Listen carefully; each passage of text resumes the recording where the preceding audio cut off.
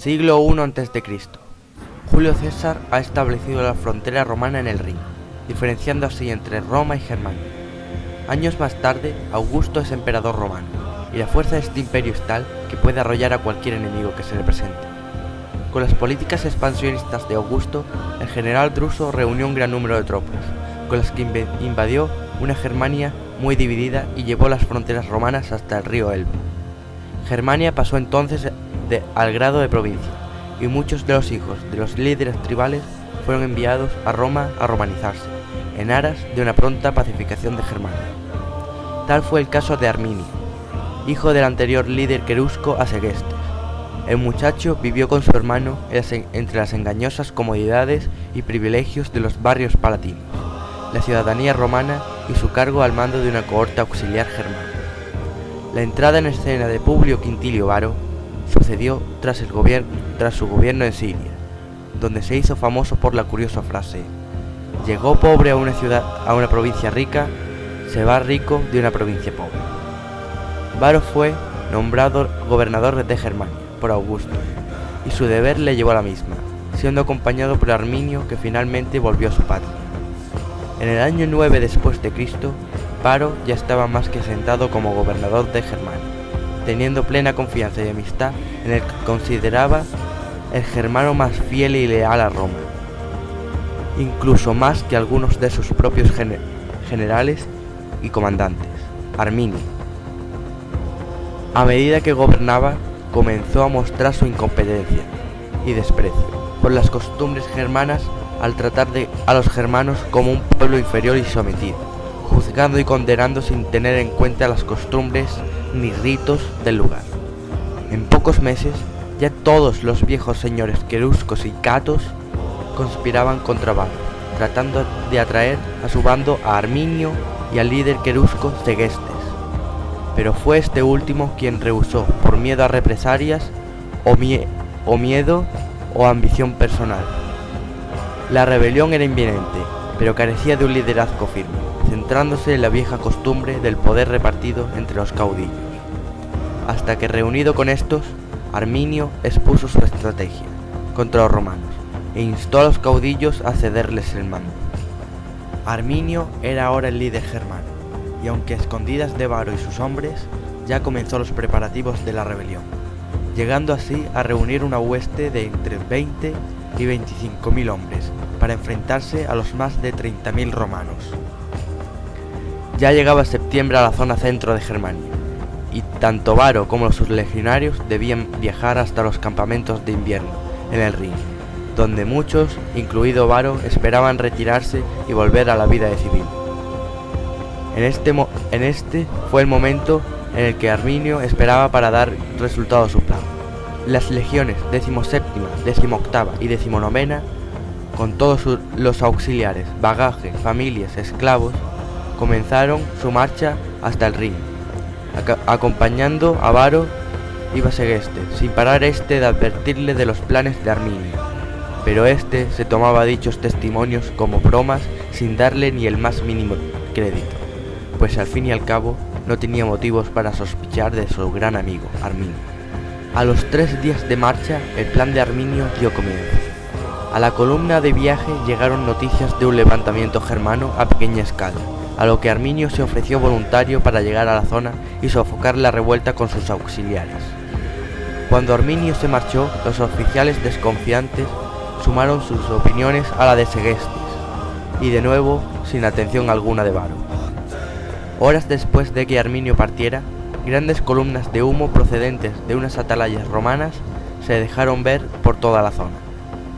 Fue entonces cuando Varo creyó que este humo era prueba de una feroz lucha entre Arminio y los insurrectos germanos, por lo que no pudo esperar para moverse en su rescate. Las 3 legiones y los civiles se adentraron por la única ruta posible hacia la zona, el bosque de Teutoburgo, lugar por el que los legionarios comenzaron una verdadera lucha: tala, excavación, poda y construcción de pasarelas para los carros. Dejaron a los legionarios y auxiliares más que agotados, eso sin tener en cuenta lo dificultuoso de marchar por un terreno tan abrupto, portando las pesadas armaduras romanas. Tras horas de angustiosos trabajos, la columna romana acabó alargándose inmensamente, hasta casi alcanzar los 2 kilómetros de largo. En este momento fue cuando Arminio dio comienzo a su plan, liderando a sus auxiliares que a caballo cargaron contra los sorprendidos romanos. Seguidamente cargaron guerreros germanos contra la columna, fraccionándola en trozos, generando el caos y confusión entre los romanos, que no supieron responder en modo alguno. Cuando el combate empezó a igualar fuerzas y los efectos de la emboscada desaparecieron, Arminio puso sus tropas de regreso a los campamentos, permitiendo así que Varo levantara un campamento donde pasar la noche, curar a los heridos y contar las bajas, que llegaban a ser hasta una tercera parte de todas las legiones. En el campamento, los comandantes de Varo aconsejaron a este a enviar mensajeros y partidas a caballo para pedir ayuda a los fuertes en el Rin, mientras él y las legiones mantenían la posición, pero Varo nuevamente rehusó la propuesta y ordenó que organizaran la marcha por la mañana. Al amanecer, las 3 legiones y los auxiliares partieron del campamento con dirección al oeste, intentando salir del bosque rápidamente, por lo que abandonaron a su suerte a mujeres, niños, esclavos y todo el equipaje. Horas después, parte de los germanos saquearon el tal campamento, sin matar a ninguno de los civiles, bajo orden expresa de Arminio, que los usaría con otros fines. Mientras, los demás se preparaban para una nueva lucha, una lucha precedida por intensas y heladas lluvias. Las ropas, las cotas de malla y lóricas segmentatas se empapaban de agua y barro, y el cansancio y la angustia sometían a los romanos. La lentitud era cada vez más notable. Un nuevo ataque se sucedió entonces. Envueltos en un ambiente de gritos y alaridos, los germanos masacraron sin mucha dificultad a miles de romanos cansados y empapados. La situación de Varo era angustiosa e irremediable, hasta la llegada del comandante de caballería, Numonio, el cual se ofreció voluntario para marchar con su caballería hasta una fortificación próxima y pedir ayuda contra los insurgentes germanos. Según muchos historiadores de la época, como Tácito o Patérculo, Numonio solo quería salvarse a sí mismo, dejando de lado a sus compatriotas, por lo que fue golpeado con la mayor vara del Karma, al ser asesinado por los germanos en su huida. Mientras tanto, la noche ya se cernía sobre el bosque de Teutoburgo, y los germanos volvieron a sus campamentos para descansar. Los legionarios de Varo, por el contrario, aún agotados y heridos, emprendieron una marcha forzosa para tratar de salir del bosque con las pocas fuerzas que les quedaban. Los romanos ya no tenían apenas oportunidad de salir bien parados, y Varo no paraba de pensar en salir del bosque y recibir los refuerzos que Numonio traería.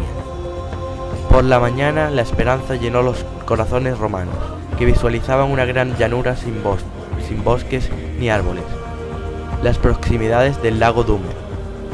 Ya habían salido del bosque y creían que los germanos ya no les perseguirían más, hasta ver una macabra señal de su error. El comandante Numonio estaba empalado sobre un roble bien vistoso, dando a conocer que Arminio y sus germanos estaban muy por delante de los romanos. De nuevo, los legionarios estaban bastante asustados, y esta vez a la carrera marcharon en dirección oeste, siendo afectados por escaramuzas en todo el camino, hasta llegar a una zona donde los humedales y el bosque casi se unían. Este lugar se llamaba Calcrise, el último punto hasta el que llegaron las legiones 17ª, 18ª y 19ª. Arminio, apostado en una especie de fortificación en aquella zona con sus hombres, lideró la lucha final contra Varo.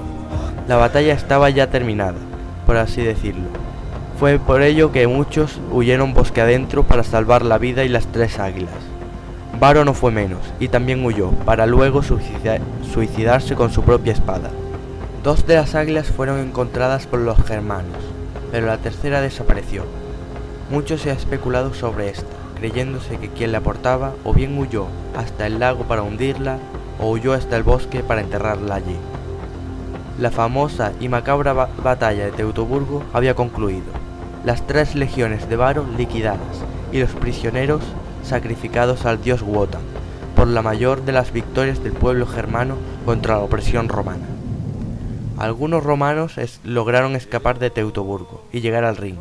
Tal fue el caso de un pequeño grupo que no llegaba a los 50 hombres, liderado por Casio Querea, el cual en su momento protagonizaría el famoso asesinato del emperador Calígula. Con el transcurso de los días, la cabeza de Varo fue enviada al rey marcomano Marbon en busca de una alianza germánica, pero este la mandó a Roma, donde Augusto la recibió entre gritos, exclamando la famosa frase de «Varo, devuélveme mis legiones». Los años pasaron, las guerras se sucedieron, y Roma vengó a sus legiones, pero jamás logró aquello que tanto ansiaba. Germania permaneció libre, resultando como una molestia económica y militar esforzarse en controlar Germania, por sus pobres bienes y por la dificultad de mantener un gobierno en la zona. Como conclusión, quiero destacar que Arminio murió en el año 21 después de Cristo, pero su gesta fue y es recordada hasta hoy como el golpe en la mesa de un pueblo incivilizado y supuestamente bárbaro contra la mayor nación del mundo conocido, con el mejor ejército en aquella época capaz de conquistar allá donde fuera. Para finalizar, querría dejar claro que esta es la primera parte de una serie de documentales basados en las batallas del Gran Arminio, tales como Teutoburgo, Puentes Largos y Distaviso, la derrota final de Arminio. Un saludo y buenas tardes. Come gather round, people, wherever you roam, and admit that the waters around you have grown, and accept it that soon you'll be drenched to the bone.